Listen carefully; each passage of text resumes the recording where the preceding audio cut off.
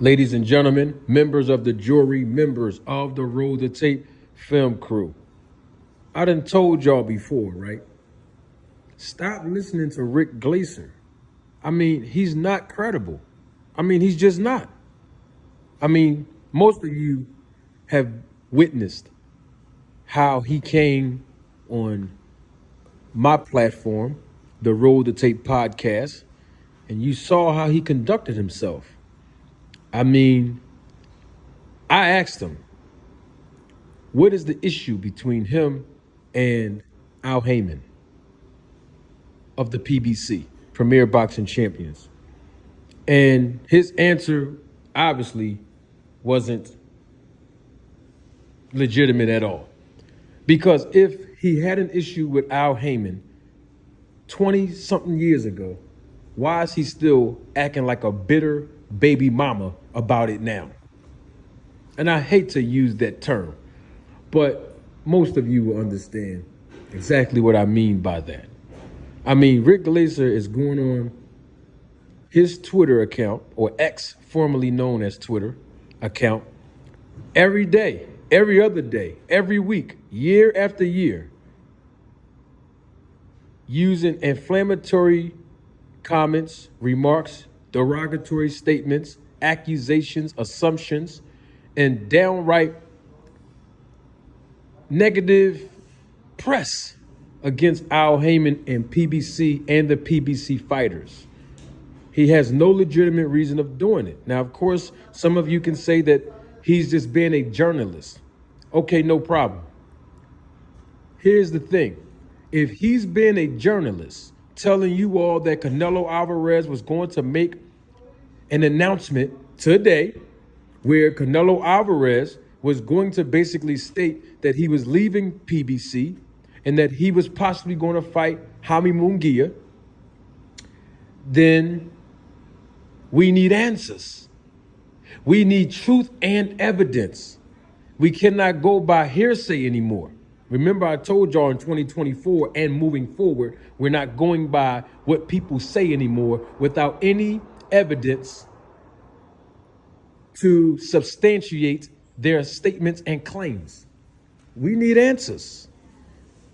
Now, the interesting part about it all is that Jaime Munguia is promoted by Golden Employee Promotions, who is also doing business with Rick Glazer on some occasion, as him having matchmaking some fights and having some fighters go over there to compete on their cards and all of this kind of thing. So we could assume that, hey, maybe he's getting this information on that side. We also know that he conducts some sort of small-time business with top-ranking Bob Arum, who he's been doing business with for many years. The bottom line is, it don't matter who his sources are. Himself, Rick Glazer I'm talking about, is not a credible source in boxing. You know what's interesting about all of that? People can come on my platform and ask me questions time and time again. Let me put some ketchup on this. Let me sprinkle some salt and pepper on this. Time and time. And say, Manager Marty, who do you manage? What have you done in this business? Who do you know? You're not credible. We don't like your content. You don't know what you're talking about. You don't know the business of boxing. These are comments that I can pull up that people have said about me without any evidence. This is just their mere opinion.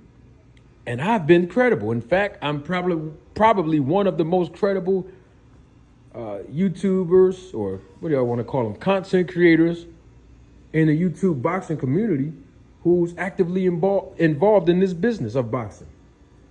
But yet and still, I don't get the same treatment. You see? Not by everybody. I'm more loved than I am hated.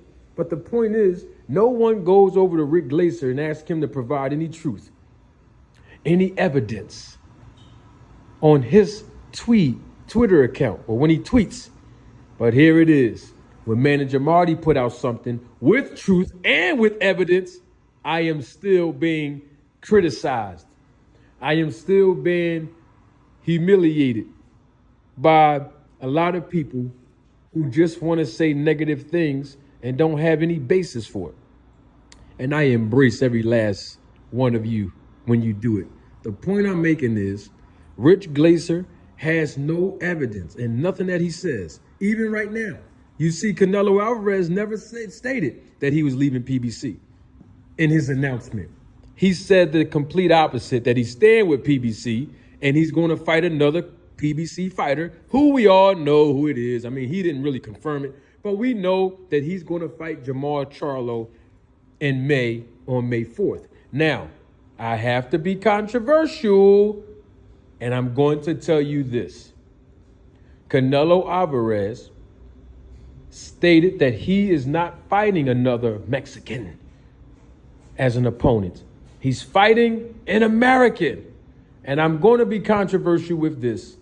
I have a slight inclination of why I believe that Canelo Alvarez don't want to fight Mexicans. And it might not be just because they're Mexican, because we've seen him fight Gomez and other Mexicans in his career. Well, there is one Mexican. It's clearly evident that he doesn't want to fight. And that is David Benavidez, the Mexican monster. Now, some people might say that Canelo Alvarez is ducking David Benavidez. And I think he is. But I don't think it's because he's scared of David Benavidez. I think it's because David Benavidez is associated with another fellow Mexican. Yeah, I'm talking about Angel Memo Heredia. I believe that's one of the main reasons why Canelo Alvarez won't fight David Benavidez.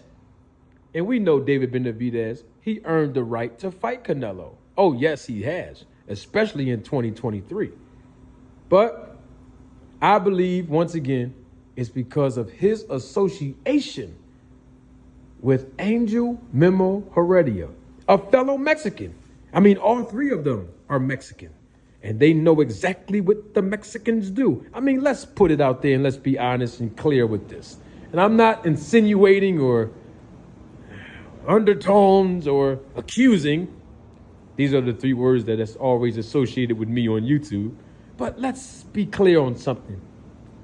According to Victor Conti, his words, not mine, in an interview that I conducted with him, and he was right, when he said that you can walk into any pharmacy in Mexico and you can actually purchase, over-the-counter purchase, banned substances in America. It might be legal there, but it's definitely banned here in America. You know, like EPO, HGH, you know, banned substances like that. So who's to say that the real reason why Canelo won't fight Benavidez is because his association with Memo Heredia? We need answers.